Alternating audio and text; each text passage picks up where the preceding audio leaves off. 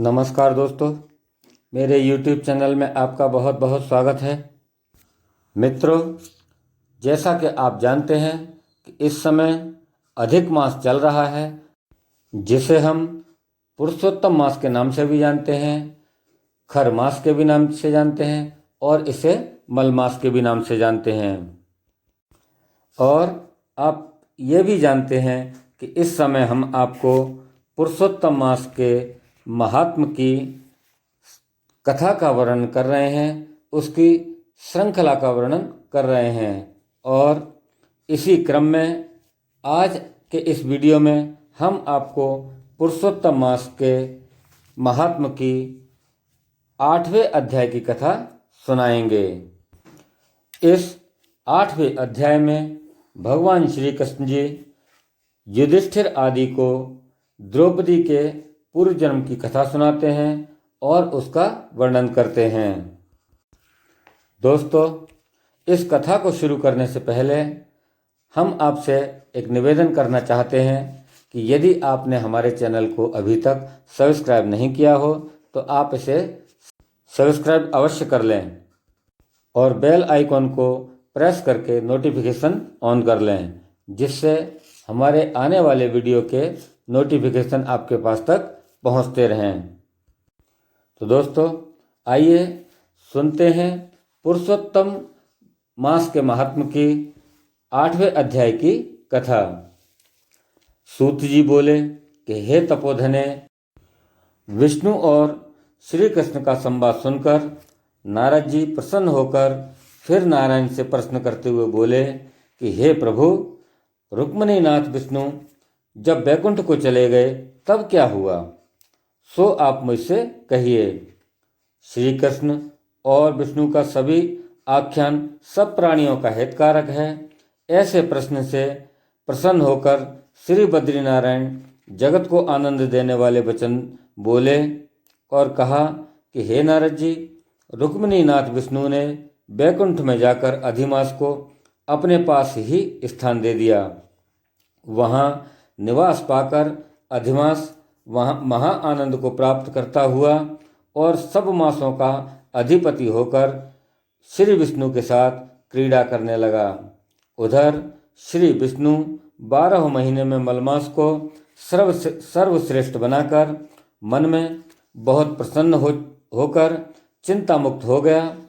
हे मुनि नारद जी, तत्पश्चात भक्त वत्सल श्री कृष्ण युधिष्ठिर और द्रौपदी पर कृपा दृष्टि करते हुए अर्जुन से बोले, हे राज सिंह, मुझे ऐसा प्रतीत होता है कि दुख में डूबे हुए होने से तुमने तपोवन में आकर पुरुषोत्तम मास का अनादर किया है और वृंदावन चंद्र का प्रिय मास तुम्हारे वन में रहने के समय अनजाने में चला गया।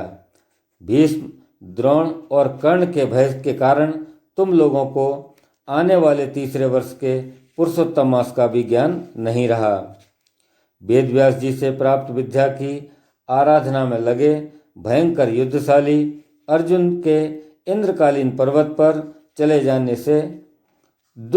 जाने के दुख से तुम दुखित हो रहे हो।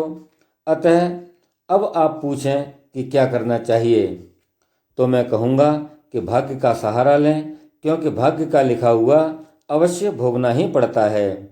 जैसा होनहार होता है वैसा ही होता है। मनुष्य प्रारब्ध से ही सुख दुख भय आनंद को प्राप्त करता है। अब आप द्रष्टव्य अर्थात अपने भाग्य पर ही निर्भर रहें। हे महाराज, अब आपके दुख भोगने का दूसरा कारण और मैं कहता हूँ, वह भी बड़ा विलक्षण है, उसका भी इतिहास सुनो। यह पांचाली द्रौपदी महाभाग्यशाली पूर्व जन्म में श्रेष्ठ मेघावी ऋषि की पुत्री थी। हे राजन, कुछ काल व्यतीत होने पर अत्यंत लावण्य में युक्त और मनोहर नेत्रों वाली यह द्रौपदी उस समय 10 वर्ष की थी। पिता के एक ही पुत्री थी जो सर्वगुण संपन्न थी और बड़ी ही चतुर थी। इससे यह पिता को अत्यंत प्यारी थी। यह पुत्र के ही समान रहती थी। इसने पिता का कभी भी तिरस्कार नहीं किया। यह साहित्य और नीति शास्त्र में भी बड़ी निपुण थी। इसकी माता के इसके बालकपन में ही मर जाने से इसके पिता ने ही इसको पाला था। एक दिन यह पड़ोसन की सखियों का सुख देखकर स्वयं भी पुत्र पौत्र की इच्छा करने लगी और इसी चिंता में रहने लगी कि मुझे भी सद्गुण संपन्न सौभाग्यशाली पति और सुख देने वाले श्रेष्ठ पुत्र किस तरह प्राप्त होंगे। मैं अब ऐसा कौन सा उपाय करूं, कार्य करूं जिससे मुझे ज्ञान हो कि किस देवता को पूजूं, किस मुनि के पास जाऊं या किस तीर्थ में जाकर रहूं। इसी सोच में रहने लगी। मेरा भाग्य कैसा होगा। कोई भी पुरुष मुझे पत्नी रूप में स्वीकार करने को तैयार नहीं होता है। मेरे पिता इतने योग्य पंडित हैं, परंतु मेरे भाग्य से उनकी भी मति मारी गई है, क्योंकि विवाह की अवस्था होने पर भी उन्होंने मेरे योग्य वर को नहीं ढूंढा। मैं कुमारी होने से पति सुख से वंचित हूँ। मेरी जैसी सखियाँ पति सुख भोग रही हैं, वैसा मैं नहीं जानती। मेरी माता मुझे बचपन में ही छोड़कर स्वर्ग क्यों चली गई। इस प्रकार शोक और मोह की तरंगों से पीड़ित होकर वह थपेड़े खाती रही। उधर मेघा भी ऋषिराज पृथ्वी पर कन्यादान के निमित्त योग्य वर ढूंढ रहे थे, पर वैसा योग्य वर नहीं मिलने से उनका मनोरथ निराश हो गया। देवयोग से उनको महादारुण तीव्र ज्वर आ गया। तब ऋषिराज का शरीर ज्वर के दुख की तीव्र ज्वाला से फटने लगा और जोरों से श्वास के ऊपर श्वास लेते हुए अचेतन अवस्था में जैसे कोई मदरा पीकर लड़खड़ाते हुए गिर पड़ता हो, उसी प्रकार वे घर में आकर जमीन पर गिर पड़े और अपनी पुत्री को स्मरण किया। पुत्री भय से व्याकुल हो गई। जैसे ही पिता के पास आई तब तक वे मरणासन हो गए। देवयोग से एकाएक कांपने लगे और कन्यादान के संबंध में जो विवाह महोत्सव की कल्पना की थी वह सारी की सारी नष्ट हो गई और पहले के किए हुए गृहस्थ धर्म के परिश्रम के प्रभाव से सांसारिक वासनाओं को छोड़कर उन्होंने भगवान में मन लगाया और वह मेघावी ऋषिराज श्री हरि पुरुषोत्तम नीलकमल के समान श्याम वर्ण वाले त्रिभंगी मनोहर आकृति वाले भगवान को स्मरण करने लगे। हे रसेश्वर, हे राधा रमण, हे प्रचंड भुजाओं से दैत्यों को मारने वाले, हे अति उदग्र दावानल के पान करने वाले, हे गोप कुमारियों के उतारे हुए वस्त्रों को हरण करने वाले, हे श्री कृष्ण, हे गोविंद, हे हरे मुरारे, हे राधेश, हे दामोदर, हे दीनानाथ, मेरा बारंबार नमस्कार है। मैं भवसागर में डूब रहा हूँ, मेरी रक्षा करो। मुनि के ऐसे अंतर्वचन सुनकर गोलोक से भगवान के दूत शीघ्र ही आ गए और मरे हुए मुनि का हाथ पकड़कर भगवान के चरण कमलों में ले गए। इधर वह ऋषि पुत्री अपने पिता के प्राणों को निकलता हुआ देख हाय हाय करके रोने लगी और पिता की देह को गोदी में लेकर दुखित हो उठी और जोर जोर से विलाप करने लगी। महादुखित होकर दारुण रुदन करके कुर्री पक्षी की भांति विलाप करती हुई वह अपने पिता से बोली, मानो वे जीवित हों कि हाय पिता, हे पिताजी, हे कृपा सिंधु, अपनी पुत्री को आनंद देने वाले, आप भी मुझे अकेली छोड़कर गौलोक धाम को चले गए। हे तात, बिना पिता के अब कौन मुझे रखेगा। न मेरे भाई हैं, न कोई कुटुंब का, और न ही मेरी माता ही इस दुनिया में रही हैं। कौन मेरे भोजन और कपड़ों की चिंता करेगा। हे पिताजी, मुझे वेद ध्वनि भी सुनाई नहीं पड़ेगी। इस तुम्हारे शून्य आश्रम में मैं कैसे रहूंगी। इससे मैं भी प्राण त्याग दूंगी। ऐसे जीने से क्या लाभ है।